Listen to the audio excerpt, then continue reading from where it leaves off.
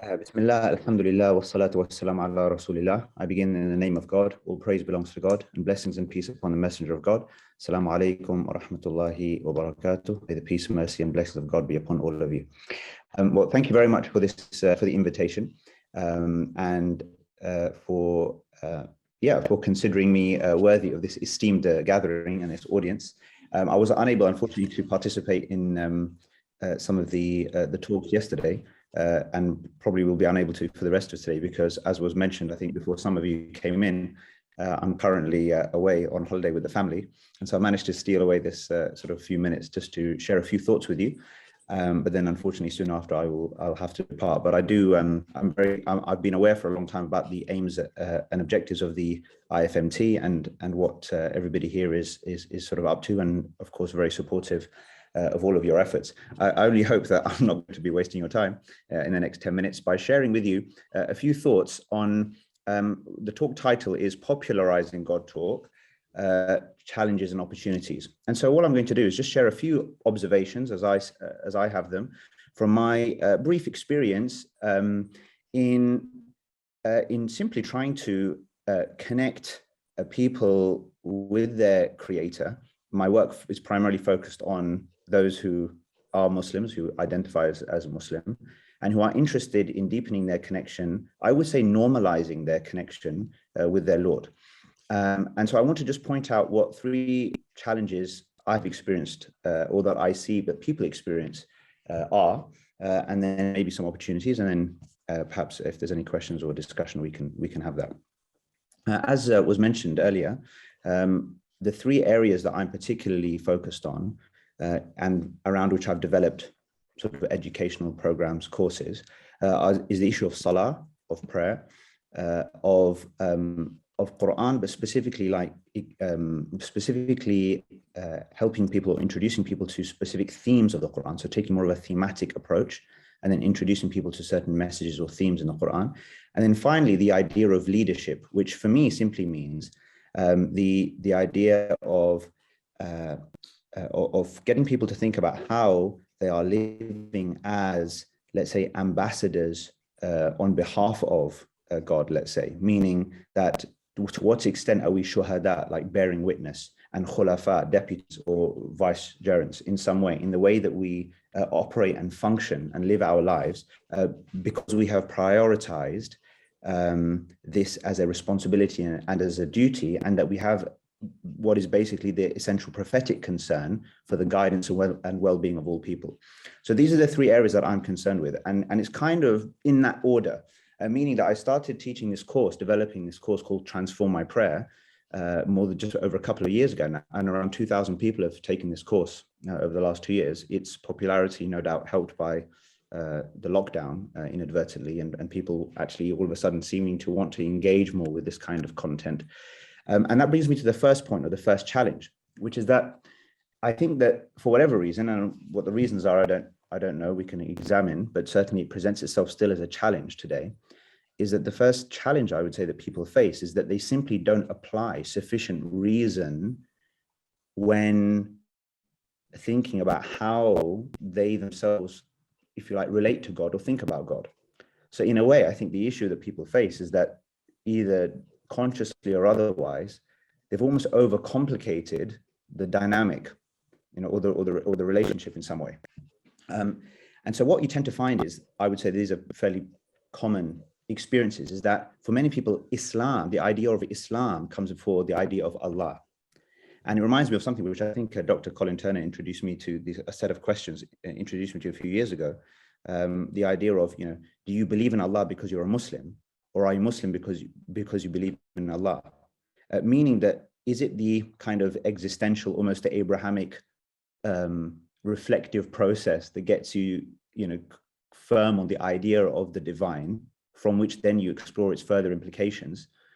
Or is it the fact that you've just grown up as a Muslim in a Muslim household? Typically, for most of my audience, it will be a South Asian household, but now living in the UK, where this has just become a sort of an inherited sort of experience.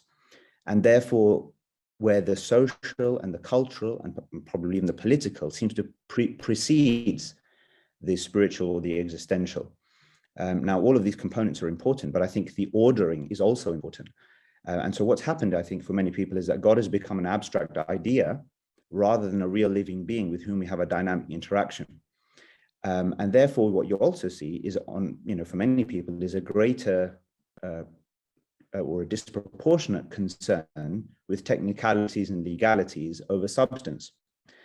And so this is something which, for example, I think I've observed, and the reason why I started this particular program on Salah, because when I was the chief executive of the National Zakat Foundation and trying to bring to life some of what I understood to be the core principles of Zakat in the UK, and when I was thinking for myself about what a kind of theory of change, if you like, might look like for the future of Islam and Muslims in this country, then of course, Salah and Zakah, as in the Quran, as in the prophetic narrative, are basically inseparable. And to me, it seemed, I could never understand actually for many years as to why amongst scholars, imams, popular figures who are sort of out there educating people, why there was such an absence of a concern for helping people pray in the first place, actually. Most adult Muslims don't pray 5 times a day. And to me, there's almost no bigger crisis, but you wouldn't think that that was the biggest crisis that we are facing as a community based on our own narratives and our own concerns. You might think it's Islamophobia or some other thing going on, but actually that in and of itself displays the disconnection. And then of course, which brings me to, just to illustrate directly what I mean by we're not reasonable in the way that we relate to God, is that people who are otherwise educated, professional, whatever, conscientious also, perhaps as Muslims, would, for example, in their prayer, be saying many phrases and many things day in, day out, month in, month out, year in, year out, perhaps for many years, perhaps for decades. And still today, when asked, what does at-tahiyyatu lillah wa salawatu tayyibat, what does that mean? Would have no idea. Now, if you actually think about it, it's a phenomenally strange thing that people who are otherwise perfectly rational, reasonable, educated, professional, thinking about progress, thinking about advancing, in all different spheres of life, would never have stopped to think, nor were made to stop to think about what the basic statements that they say in prayer even mean in the first place.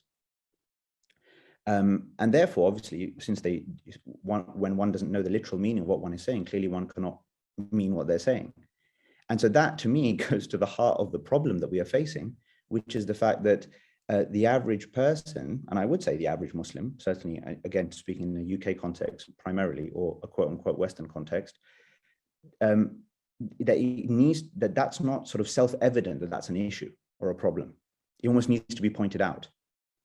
Because what's been so deeply ingrained for whatever reason within people is somehow that the substance of the interaction doesn't matter. Whereas in any other communication or interaction, just as in this one or any other one, people would understand that my body language, my tone, the fact that I intend what I say what I mean what I say, all matters as part of communication, relationship development and progress, doesn't seem to apply to God. That doesn't apply to God. God, somehow that doesn't matter. And so this is a challenge, but then an opportunity, because then in most cases, when you start to unlock that seems to, from in my experience and from the thousands of people who, with whom I have I suppose, communicated or interacted on this, just on this particular point, that it suddenly unlocks something, huge within them that realizes that actually it's okay for me to, not just okay, but it's a must, just as it is in any communication, for me to think about what I'm saying when I am communicating with my Lord. And just as a side point to that, which is outside of prayer. Excuse me, Iqbal, time is ticking very quickly. Can we move on to the other 2 challenges? Sure, absolutely. 5 minutes, please, if we could wrap it up in 5 minutes. No problem. So the second thing I would mention is that, which is related to the Quran, is that we don't have a culture in which reading and discussing the Quran in whichever language is accessible, say primarily English to most people, is encouraged. So basically the Quran becomes a preserve of the very few. And then any teaching that happens in and around the Quran is very didactic, one-way traffic, not really Socratic, not really particularly engaging.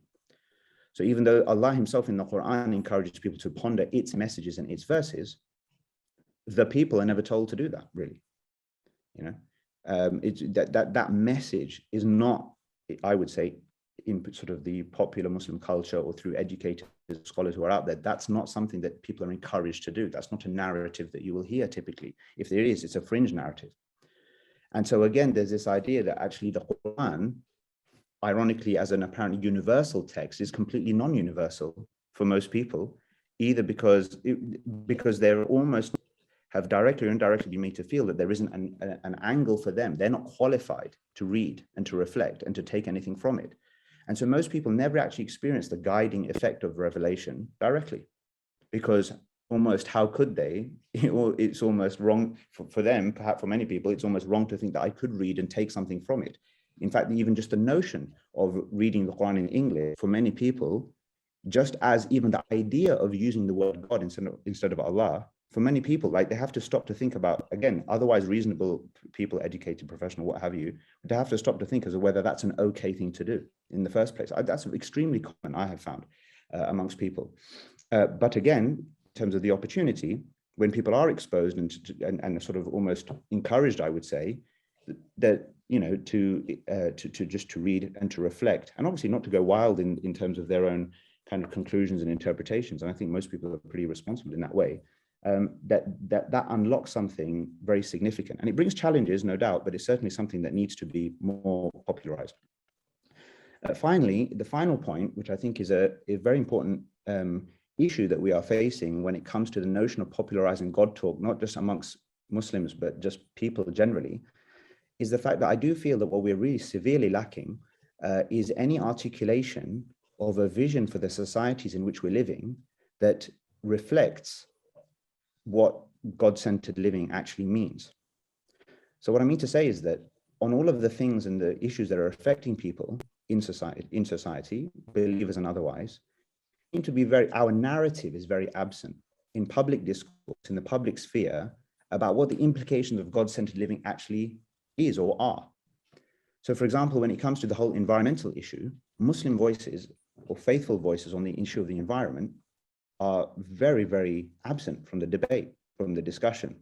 We don't seem to have much to say about the big issues that are affecting people coming from our perspective, and or even, you know, simply making the case. So there's one thing about that. There's a lot that's going on from where I sit in terms of making the case for God in a kind of abstract philosophical kind of way to counter sort of, you know, to sort of the new atheists and all of that stuff. So there's certainly been an increase in that kind of work, but I do think that most people aren't as affected by that, you know, that whole, I mean, I'm not saying it's unimportant, it is important, it's very important, but I'm just saying, like, just in a way that I think surely part of the whole prophetic approach, not just the final messenger, but all messengers, was to kind of make the case for why this makes sense practically now for you, given your situation, why this is just better for society.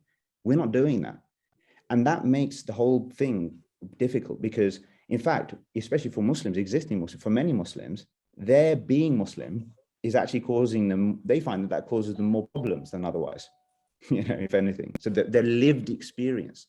So oftentimes, you know, our vision for society for what do we actually believe? What do we actually believe? Well, what does the UK look like in 50 years and 100 years if everybody was to adopt or suddenly was to believe in God? What's the implication of that, basically? You know, what does society look like? What does the political system look like? What is the implication for justice, for gender relations, for, you know, for education, yeah, for all of the things that affect, for the environment, for all the things that affect people? I think that's really lacking. Like, we don't seem to have that a narrative or a vision. And I think that what the damage that does, therefore, and I think obviously this is an onus primarily on people of knowledge, on scholars, to come up with this stuff and popularize it, I suppose. But what the damage that does is as if there's not like all the dots aren't connected. You're telling me to believe, you're telling me to have this relationship, you're telling me to interact, but what is the implication or the manifesto, if you want to say, for society at large? And so those are the issues. Iqbal. Thank you very much for your fantastic 3 points, very well articulated and very succinct and very refreshing. Is there any questions to Iqbal Nasim? I don't have a question. I just have a general, just like a, if in a nice way, like. Yes, Bilal. Yes. This is Bilal. I don't know. Can you hear me? Okay. Yeah. Yes, we can hear you. Go ahead with your comment or question. Okay, so my comment is, thank you, for that. The two verses in the Quran that mention the word like ra'un, that I have in the chat. The idea of guarding one's prayer, and being very like aware of one's prayer, is coupled with the idea of being able to like shepherd one's trust, and to fulfilling the this going forward. So I really appreciate it, that. And so that theme, or those themes, I think are all in are embodied in the idea of like what one should like shepherd. So thank you, for bringing those forward. Yeah. There's another comment in the chat. It says, thank you very much, Iqbal. I really enjoyed your fantastic presentation. It really plucked a chord. Thank you, Mashid. I think we can all read the comments. Iqbal, I have a question. Just your second point about Quran being accessible to everybody. I would have thought that nobody would say today, I can't read the Quran. Everyone's encouraging people to read the Quran, at least in Australia, where I'm from. I'm not sure if that's different to South Africa. I mean, there still seems to be a reluctance to read the Quran, or when they read, people don't really understand. Like, how do you overcome that problem of people's wanting to read the Quran? And if they do, how do you encourage them to benefit from it? Yeah, so I think that there is a culture of encouraging the recitation of the Quran. What I'm talking about is obviously, yes, reciting the Quran important, but reading the Quran where you're deriving some sense of the message. That's what I'm saying. I don't feel it's sufficiently encouraged personally. I don't think it is. I don't think, for example, it's not typically the case in the average, let's say in the typical mosque in the United Kingdom, it's not typically the case that people will be encouraged to come together. Somebody will recite a portion, go through the meaning, and just discuss. That is not typical culture. Like, for example, now that I think is really problematic. And that's the kind of thing, to answer your question, that I think should be the case. Why are people encouraged to come to? They might be encouraged to come and listen to a talk and then go home. That's different. That's different. So that may or may not happen more or less in different places. But it's very different from a kind of the idea of us coming together, in a circle as a gathering, facilitated perhaps, but to then and to discuss the real implications. So to take the arc from here's the text, the context, meaning, reflection, pondering, implications, action. That, and I think that's the kind of thing. Well, that's the kind of thing I'm trying to do. In my. All right. Well, thank you. We have two questions. One from Colin and Cecilia. Colin, okay. Go ahead. Iqbal, thank you very much. Thank you very much for that enlightening talk, and thank you for coming all the way from South Africa to speak to us. Is it fair to say that what you've been about for the last 2 years is trying to patch up the damage, trying to address the damage that's been done by basically centuries of desacralization, not only of our faith, of our understanding, but of the universe, and of course, secularization of our faith? It seems to be an absolutely gargantuan challenge, but that seems to be what you're about. Is that a fair assessment? I'm not sure. If that's your assessment, Colin, then I will. I'll happily agree with your assessment, or prefer your assessment than mine. I mean, I think certainly what I am trying to do is get people to move people away from a kind of compartmentalized living, let's say, where there's like, there's the religious part of them, and that's just one part, and then there's a professional part, and then there's the family bit, and like where it's just one of many different things. That's the idea. I mean, that seems to be our way of, and this is where I'm saying that I think people maybe a greater, they almost relate more of a concern for Islam first as an aspect of who they are, than necessarily God at the center, and then everything that stems from that.